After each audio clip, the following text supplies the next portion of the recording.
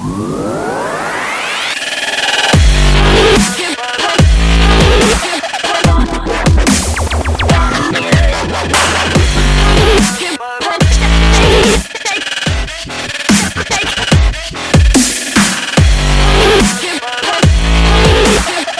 दोस्तों, this is Inamul. Welcome to my channel Inam tutorials. तो दोस्तों, कंप्यूटर टर्मिनोलॉजी के आज 5th एपिसोड में आप सबका वेलकम है। आज मैं कुछ अलग अलग टॉपिक को डिस्कस करूंगा, जहां पे मैं सोचता हूं कि पहले पॉइंट्स आपको बता दूं, जिससे आपको पता चले कि कौन कौन सी पॉइंट डिस्कस करने वाले हैं। सबसे पहला पॉइंट है हमारा नोड है, फिर OCR है जिसको हम लोग ऑप्टिकल कैरेक्टर रीडर बोलते हैं। नेक्स्ट है orientations, page break, password, pixel, real time operating system, server and slide, and last soft copy and hard copy. तो दोस्तों, एपिसोड नंबर 5 जो कि आज ही इस वीडियो को हम बना रहे हैं, जहाँ पे आपको 10 अलग अलग कंप्यूटर टर्म्स से रिलेटेड इंफॉर्मेशन हम डिस्कस करेंगे, जो कि किसी भी ग्रुप के कंप्यूटर से रिलेटेड क्वेश्चंस, वाइबा या MCQ क्वेश्चंस, इंटरव्यू, इन सब में काम आता है। क्योंकि मेरे खुद के किसी एक स्टूडेंट ने, मैं नाम मेंशन नहीं करूँगा, जिन्होंने व्हाट्सएप से पूछा था कि सर कंप्यूटर टर्मिनोलॉजी का जो आप एपिसोड बता रहे हैं, ये सर किस किस चीज़ों में काम आ सकता है। जैसे आप CCC का प्रिपरेशन कर रहे हो, वहाँ पे काम आएगा। O लेवल का कर रहे हैं, जो शुरुआती सब्जेक्ट की इंफॉर्मेशन होता है उसमें काम आएगा। SSC कंप्यूटर की जो भी MCQ क्वेश्चन की प्रिपरेशन होता है उसमें आएगा। रेलवे एग्ज़ाम की जो कंप्यूटर प्रिपरेशन का एग्ज़ाम होता है उसमें भी आएगा। बाकी कंप्यूटर कोर्स में ADCA हो या DCA हो या कंप्यूटर बेसिक हो, उसमें सब में ही आते हैं। क्योंकि हमको नहीं पता होता MCQ क्वेश्चन जब भी हम टेस्ट देते हैं कि कहाँ से आएगा, क्योंकि ये कंप्यूटर की जो शुरुआती पार्ट्स होते हैं। क्योंकि कंप्यूटर में हम सारे चीज़ तो मेंशन नहीं कर रहे हैं, लेकिन ये बता सकते हैं कि computer fundamental, operating system, MS office, internet, इन तमाम चीज़ों से घुमा फिरा के जितने भी इम्पॉर्टेंट टर्म्स होते हैं, उसी से रिलेटेड ये टर्मिनोलॉजी का चैप्टर है, एपिसोड है, जहाँ पे आपको इन चीज़ों को समझने से आप MCQ क्वेश्चंस हल कर सकते हैं, वाइवा वगैरह हल कर सकते हैं। तो दोस्तों, चलिए शुरू करते हैं आज का जो 5th एपिसोड है, जहाँ पे मैंने पहला पॉइंट बताया नोड। अब यहाँ पे नोड मतलब क्या है बता दें। नोड मतलब होता है कि अगर नॉर्मल लैंग्वेज में समझे, टाइप्स, मतलब अलग अलग जो ब्रांचेस होते हैं उसी को नोड बोलते हैं। हमारे कंप्यूटर नेटवर्किंग, ये जो टर्म्स हमने बताया नोड, ये नेटवर्किंग से बिलोंग करता है, ठीक है। नोड वहाँ पे यूज़ होती है, जैसे एक मेन सर्वर है, वहाँ से अलग अलग आप उसको विन सर्वर भी बोल सकते हैं। एग्जांपल के तौर पर मैं कुछ डायग्राम दिखा रहा हूँ, आप लोग डायग्राम भी ध्यान से समझिएगा, डायग्राम देखिएगा। मतलब ब्रांचेस ऑफ ब्रांच, ठीक है। जैसे मेन ब्रांच के अंदर, अब यहाँ पे मैं बैंक का ब्रांच ही बोल देता हूँ। सबसे पहले जैसे स्टेट बैंक लखनऊ में बहुत सारे ब्रांचेस हैं। इन सारे ब्रांच का एक मेन ब्रांच है हजरतगंज में, ठीक है। उस टाइप के और जिलों के जितने मेन ब्रांच है उसका एक मेन ब्रांच है ना। वैसा होता है नेटवर्किंग में, जो भी ब्रांचेस होते हैं जहाँ से कई सारे कंप्यूटर चल रहे हैं, उसको हम लोग नोड बोलते हैं। आप पिक्चर्स, ग्राफिक देख के समझ सकते हैं, क्योंकि नोड में और कुछ ज़्यादा नहीं बताना है। ये नेटवर्किंग टर्म है। नेटवर्किंग के दौरान अलग अलग ब्रांचेस से कंप्यूटर जो चलते हैं, नेटवर्किंग क्रिएट करते हैं, तो ब्रांचेस ऑफ ब्रांच, उसको नोड कहा जाता है, ठीक है। क्योंकि जब भी नेटवर्किंग में कोई इशू आती है, कोई ट्रबल शूट करने की ज़रूरत पड़ती है, वहाँ पे नोड देखा जाता है, किस नोड से ये आ रहा है, कहाँ से ये स्टार्ट है। नेक्स्ट पॉइंट है OCR। OCR का फुल फॉर्म ये है। अब इसी के साथ एडिट में कोशिश करेंगे कि इसी के साथ आ जाए। OCR, नेक्स्ट पॉइंट का नाम है OCR। OCR का फुल फॉर्म है ऑप्टिकल कैरेक्टर रीडर। अब यहाँ पे देखिए, ऑप्टिकल कैरेक्टर रीडर मतलब ऐसा कोई भी कैरेक्टर हो जो कि एक डिवाइस के मदद से रीड किया जाए, है ना। क्योंकि नाम में ही इसका आंसर है, ऑप्टिकल कैरेक्टर रीडर मतलब कैरेक्टर को रीड करेगा ऐसा कोई भी डिवाइस।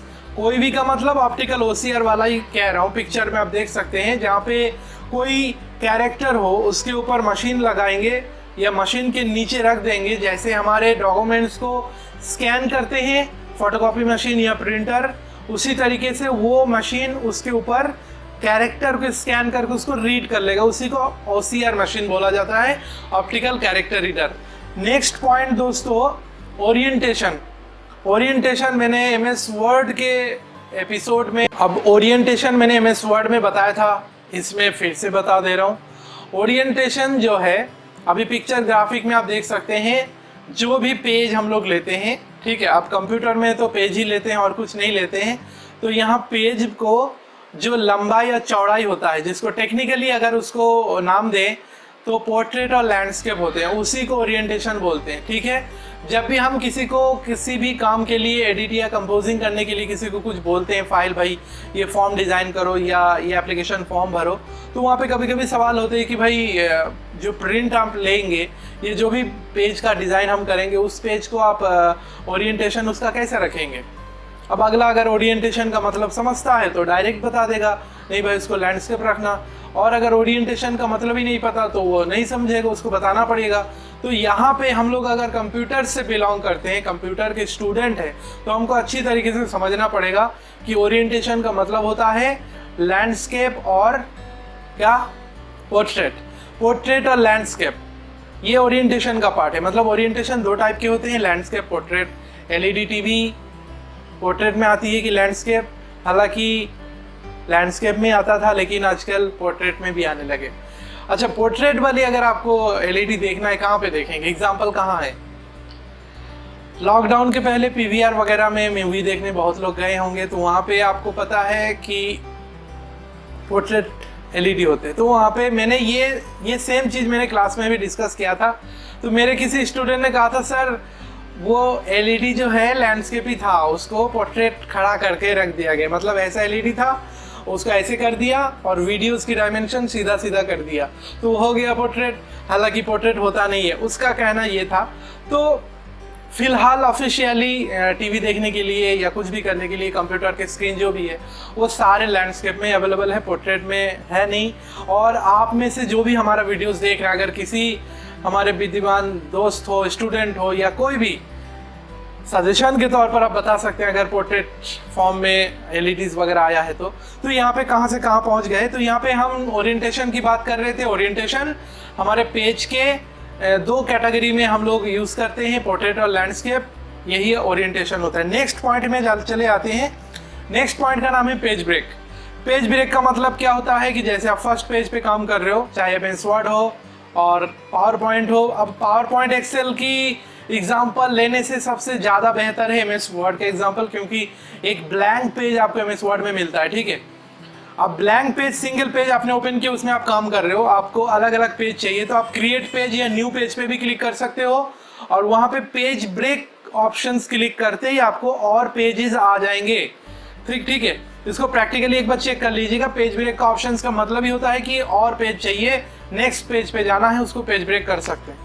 नेक्स्ट ऑप्शन है पिक्सल। अब पिक्सल के लिए मैं एक छोटा सा वीडियो डाल रहा हूँ, कोशिश करेंगे इसमें देख लीजिएगा। पिक्सल होता क्या है, कोई भी HD फोटो हो, कोई भी पिक्चर्स हो, उसको कंप्यूटर में लेने के बाद उसको आप जूम करो।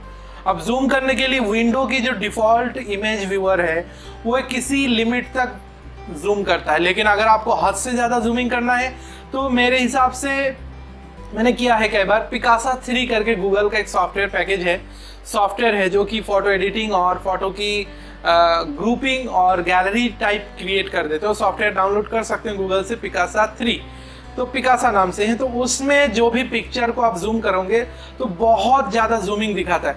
मतलब मेरे कहने का मतलब, जूम किस लिए हम बोल रहे हैं, पिक्चर को जब आप हद से ज़्यादा जूमिंग करोगे तो उसमें आखिर में आप स्क्वायर फॉर्म में बहुत सारे पॉइंटिंग दिखेगा और आपको लगेगा कि ये सारे चीज़ें दूर से तो पिक्चर्स नज़र आता है, जब जूम करो तो अलग अलग चीज़ें दिखता है बॉक्सेस के फॉर्म में, पॉइंट पॉइंट पॉइंट, उसी को पिक्सल बोलते हैं। ठीक है, एक ये चीज़ हो गया। दूसरा, पिक्सल को अगर समझना है तो फिर आप क्या करेंगे, अगर आपके घर में अभी भी कलर टेलीविज़न है, ठीक है, अभी भी है बहुत लोगों के घर में, ज़रूरी नहीं सबके पास LED हो, तो कलर टीवी में जब टीवी चल रहा हो, जो चीज़ पहले मना था लेकिन अभी एक एग्जांपल को समझने के लिए थोड़ा देखना पड़ेगा।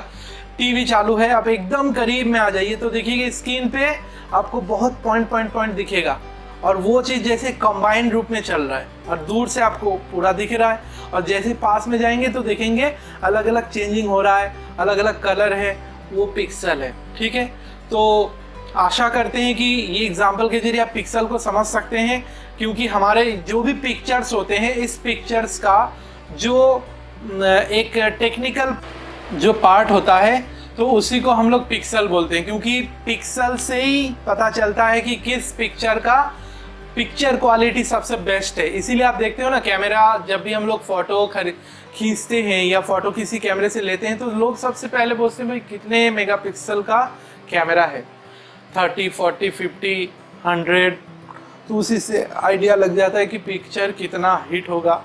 हिट होने का मतलब पिक्चर कितना HD होगा। ठीक है, मतलब HD पिक्चर में यही खासियत है कि उसकी पिक्सल ज़्यादा है और ब्लर पिक्चर में पिक्सल कम है। ठीक है, समझ लीजिए, आशा करते हैं समझ गए होंगे। नेक्स्ट पॉइंट पे जाते हैं, रियल टाइम सिस्टम। ये real time system according to real time operating system में जो एग्जांपल मैंने दिया था वही रियल टाइम सिस्टम। रियल का मतलब ही क्या होता है, अभी जो भी हो रहा है। तो यहाँ पे रियल टाइम सिस्टम के लिए एग्जांपल हमारे क्या है, क्योंकि एग्जांपल ही आपको याद रहेगा और एग्जांपल से ही चीजें आगे आप बता सकते हो। और तो सबसे पहले बता देते हैं रियल टाइम सिस्टम होता क्या है।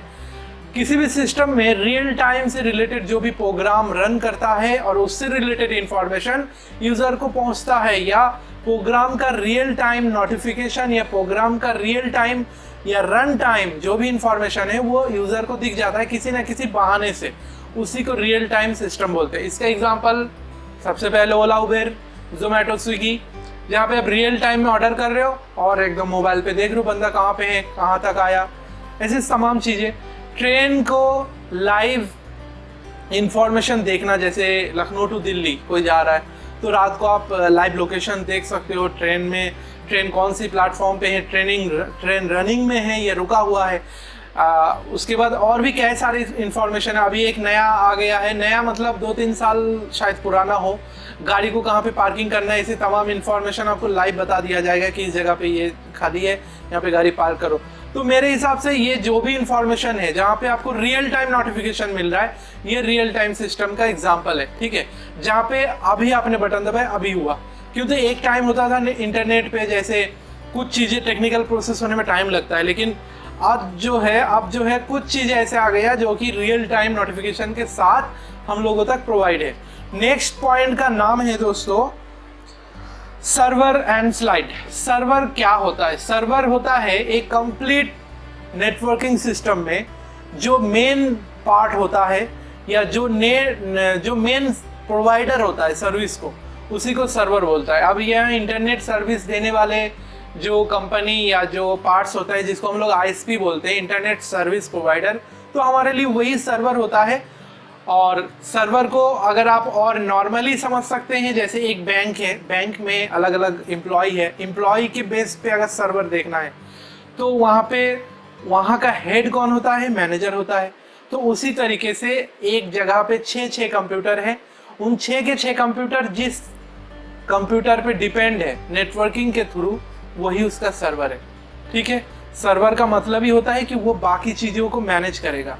ठीक है, डेटा लेन देन हो, ऑफ ऑन हो, इंफॉर्मेशन शेयर हो, कुछ भी काम हो, बिना सर्वर की इजाज़त आप कुछ नहीं कर सकते। जैसे एग्जांपल के तौर पर हमारा ये जो मोबाइल है, इस मोबाइल को हम टावर में इंटरनेट से कनेक्टेड है। अब यहाँ पे देखिए, जैसे ही आपका रिचार्ज का डेट खत्म, आपका नेट ऑफ, आउटगोइंग बंद, इनकमिंग भी कुछ ही दिन में बंद। तो ये तमाम मैनेजमेंट कौन कर रहा है? उस नेटवर्किंग सिस्टम में जो हमारा सर्विस प्रोवाइडर है वही हमारा सर्वर है ना, क्योंकि वो जैसे जैसे प्रोग्रामिंग वहाँ से सेट कर रहा है, हमारे मोबाइल पे वही चीज़ें चालू हो रहा है। अब यहाँ पे जैसे आपने इधर रिचार्ज किया, उधर आपकी चीज़ें चालू, मतलब वहाँ सर्वर ने ये ऑप्शंस उसको अलाउ कर दिया, बस चालू हो गया। तो आशा करते हैं सर्वर वाली चीज़ आपको समझ में आ गया, क्योंकि ऐसे छोटी छोटी एग्जाम्पल अगर आप याद रखेंगे तो चीज़ें बहुत आसान हो जाएगा। ठीक है, नेक्स्ट ऑप्शन है दोस्तों स्लाइड। अब स्लाइड बिलोंग करता है कहाँ से? पावर पॉइंट से, है ना, क्योंकि मैंने एक बार बताया था या कई बार बताया था कि MS वर्ड की जो पेज है उसको डॉक्यूमेंट पेज बोलते हैं, MS एक्सेल की जो होता है उसको वर्कशीट बोलते हैं, और पावर पॉइंट में जो पेज होता है उसको हम लोग स्लाइड बोलते हैं। ठीक है, स्लाइड शो, इसका मतलब क्या होता है कि कै सारे पिक्चर्स हो सकते हैं या कै सारे अलग अलग फाइल फॉर्म हो सकते हैं जो 1 बाय 1 शो हो। एक टाइमिंग सेट है या ऑटोमेटेड भी हो सकता है, टाइम ड्यूरेशन के साथ भी हो सकता है। तो वो जब ऑटोमेटिक प्ले होने लगता है उसको हम लोग स्लाइड शो बोलते हैं। लेकिन यहाँ पे ज़रूरी नहीं कि हर प्रोग्राम में होने वाले दोस्तों स्लाइड स्पेशली बिलोंग करता है MS पावर पॉइंट से, ठीक है। तो MS पावर पॉइंट में जो भी पेज होता है, जो स्लाइड होता है, पेज नहीं बोलना है, पेज समझाने के लिए आप बोल सकते हो, एक्चुअल उसको स्लाइड नाम से ही पुकारा जाएगा।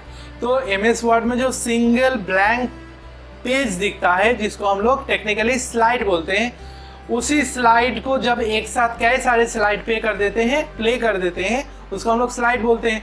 तो स्लाइड के लिए आपको क्वेश्चन जब पूछा जाए स्लाइड के लिए क्या बताएंगे? Slide was belong to Microsoft PowerPoint and slide आपका एक PPT या प्रेजेंटेशन शो का हिस्सा है, इतना आप बोल सकते हो। लास्ट पॉइंट जो है soft copy and hard copy. Soft copy और हार्ड कॉपी का मतलब अभी यहाँ पे बता दे। जैसे ये डायरी है, इस ये डायरी खुद में हार्ड कॉपी है मेरे पास, मतलब ये फिजिकली है, पकड़ा हुआ हूँ, जब चाहे देख सकता हूँ। और इसी डायरी का जो भी चीज़ें हमें काम की हो उसको फोटोकॉपी करके, फोटोकॉपी नहीं उसको फ़ोटो खींच लेता हूँ, ठीक है। अब डायरी में जैसे 10-15 पेज पे अलग अलग इंफॉर्मेशन लिखा हुआ है या कुछ भी है, उसको हमने फ़ोटो खींच लिया। तो हार्ड कॉपी के फॉर्म में मेरे पास ये डायरी है और सॉफ्ट कॉपी के फॉर्म में मोबाइल में पिक्चर्स हैं। तो आप शायद आप समझ सकते हैं, आपके पास हाई स्कूल इंटर की जो मार्कशीट है, जो ओरिजिनल आपकी फाइल में रखा हुआ है, वो हार्ड कॉपी है। उसकी जब आप फोटोकॉपी करके कहीं देते हो वो सॉफ्ट कॉपी आप कह सकते हो, या फिर उसको स्कैन करके किसी कंपनी में या किसी जॉब पोर्टल पे आप मेल कर रहे हो, अपलोड कर रहे हो, वो आपका सॉफ्ट कॉपी है। तो आशा करते हैं दोस्तों ये चीज़ समझ गए, क्योंकि अगर चीज़ों में कोई भी कंफ्यूज हो के पास वीडियो को थोड़ा सा आगे पीछे करके सुनिए, ध्यान लगा के आप ज़रूर समझ जाएंगे। और रिलेटेड कोई भी क्वेश्चन हो और सजेशन हो बिल्कुल कमेंट सेक्शन में लिखे। और दोस्तों बाकी वीडियोस की तरह इस वीडियोस में भी बता देता हूँ कि अगर आप हमारा वीडियो पहली बार देख रहे हैं और वीडियोस से आपको कुछ हेल्प हो रहा है, आपको लगता है कि हाँ वीडियोस बहुत काम का है, तो बिल्कुल वीडियोस को लाइक करें, सब्सक्राइब करें और शेयर भी करें। सब्सक्राइब से यही होगा क्योंकि हम देखिए 1 बाय 1 वीडियोस इसीलिए बना रहे हैं क्योंकि जितने भी कंप्यूटर स्टूडेंट हैं उनको एक सपोर्ट सिस्टम के तौर पर काम में फ़ायदा हो, है ना। क्योंकि देखिए कोई भी चीज़ें सीखने के लिए स्कूल, कॉलेज, इंस्टीट्यूट तो हम ज्वाइन करेंगे ही, लेकिन यूट्यूब के सहारे में भी नहीं बैठ सकते। लेकिन यूट्यूब से अगर हमको थोड़ा सा हेल्प मिल जाती है जैसे सपोर्ट सिस्टम, तो इसी वजह से इसको बनाया गया। और इससे रिलेटेड कोई भी सजेशन हो और कमेंट हो, क्वेश्चन हो, बिल्कुल कमेंट सेक्शन में डालें और वीडियोस को शेयर करें, सब्सक्राइब करें एंड लाइक करें। तो दोस्तों आज 5th एपिसोड में आपको आशा करते हैं सारी चीज़ें समझ में आए। नेक्स्ट 6 वीडियोस में 6 जो एपिसोड है उसमें अलग अलग पॉइंट्स के साथ मिलते हैं दोस्तों। और सभी लोग खुश रहें और वीडियोस को दबा के लाइक करें जैसे ही आपको अच्छा लगता है, क्योंकि एजुकेशनल है। तो आप लोगों से फिर मिलते हैं, सब लोग खुश रहें और खूब मेहनत करें पढ़ाई में। Thank you so much.